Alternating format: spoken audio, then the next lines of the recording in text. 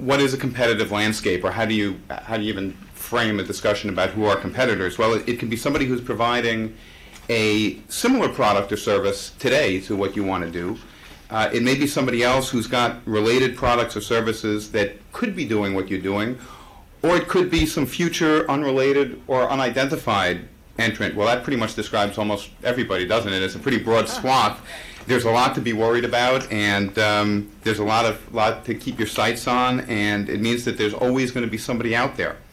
After you've gleaned that, try doing a SWOT analysis. SWOT stands for strengths, weaknesses, opportunities, and threats. Strengths and weaknesses tend to be internally focused. Opportunities and threats are more external. Do it for yourself. Do it for the competitor, for your competition, and compare. What are some barriers? How can you create barriers to potential competitors of yours, as opposed to thinking about who you're competing against?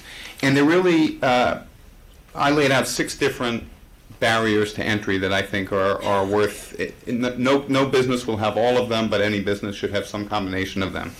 Core competencies, things that you just do better than anybody else, that while somebody else could do, they just don't have the right people, the right skills, the right experience to easily replicate what you have to offer. Patented ideas or patented products or services become a good barrier to entry. Although there are 2 schools of thought on that. For an early stage company, it's great to have a patent, and in some cases you may be able to convince investors that there is more value to your company because of the intellectual property you have. But also as a young early stage company, you don't really have the resources to fight a patent suit if it were to come up. So there's a little bit of a, but all things considered, better to have the protection than not. But don't develop a false set of confidence that just because you have a patent that's going to protect you from everything, because it's still a rough marketplace out there.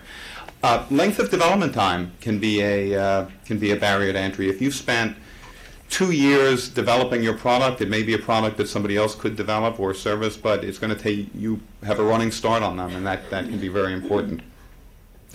Marketplace reputation can be a barrier to entry. One of my clients, the Siegel Company, they really invented the area of benefits and actuarial consulting in the multi-employer marketplace, and just the strength of their reputation gives them a huge portion of the market and creates a barrier of entry to the competition because they're so well known. Or, what we heard Meg say earlier about eBay, people just are understanding that that's the marketplace and the place to go, and it's discouraging other people from coming into her business.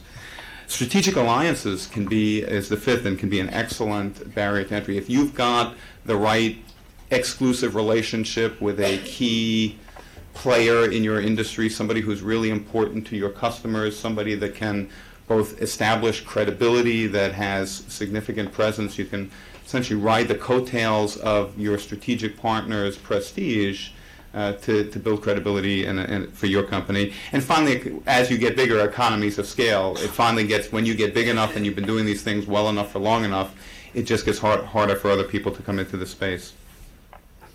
So as hard as it is to get a competitive advantage, it's just as hard to keep it.